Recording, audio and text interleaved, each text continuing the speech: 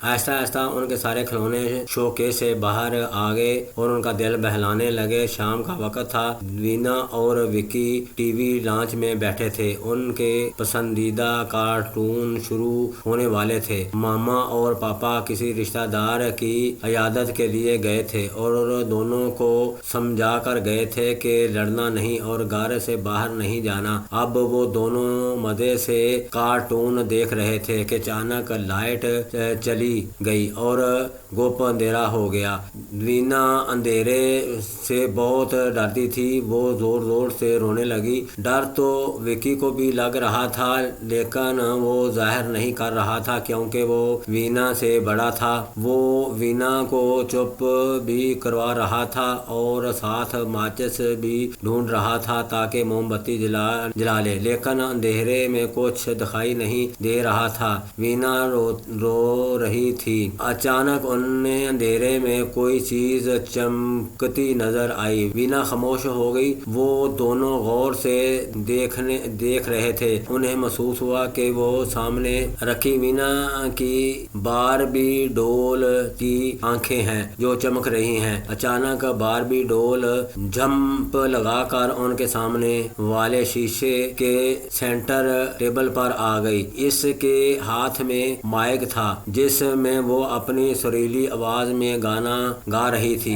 Mic से रोशनी निकल रही थी। वीना और विकी खुश होकर तालियां बजाने लगे। उनका डर बिल्कुल खत्म हो गया। जैसे ही डोल का गाना खत्म हुआ, विकी को खिलौना डर मर छलांग लगाकर आ गया और ड्रम बजाने लगा और साथ ही मक्की माउस भी आ गया। अब तो विकी और वीना बिल्कुल भूल गए कि वो अंधेरे में बैठे हैं। ऐसा ऐसा उनके सारे खिलौने शोकेस से बाहर आ गए और उनका दिल बहलाने लगे। फिर अचानक उन्होंने बांसुरी की आवाज़ सुनी। ये आवाज़ बहुत खूबसूरत थी। उनका दिल चाह रहा था कि जहाँ से आवाज़ आ रही है वहीं चले जाएं। सबसे पहले डोल इधर मुड़ी, वहाँ से जहाँ से आवाज आ रही थी। उसकी चमकती आंखों की रोशनी में सारे खिलौने, वीना और विक्की सब इसके पीछे चलने लगे। बहुत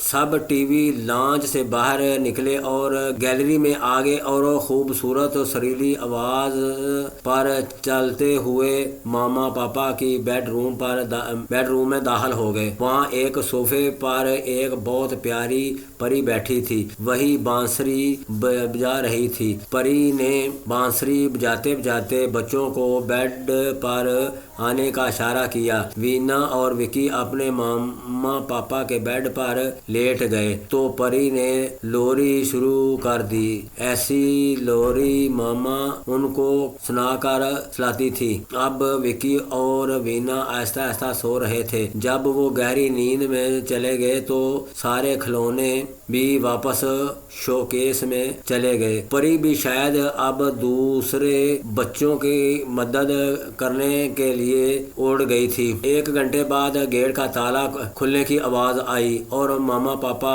घर में दाखिल हुए।